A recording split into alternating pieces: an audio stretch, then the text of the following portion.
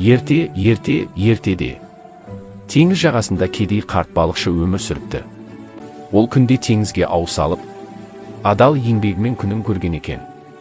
Бір күні балықшы ауын теңізге лақтырып, қайта тартса, ау ішінде жарқыраған алтын балық түсіпті. Алтын балық адамша сөйлеп, «Уа, ата, мені босатшы.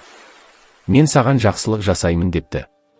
Мейірімді балықшы алтын балықты аяп, оны қайта теңізге жібереді. Үйіне келіп, болған оқиғаны әйеліне айтып береді. Бірақ әйелі ашуланып, «Неге тілек сұрамадың?» деп ұрсады. Қарт балықшы қайтадан теңізге барады.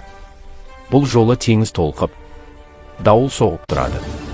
Алтын балық тағы да шығып, «Айта бер, ата» дейді.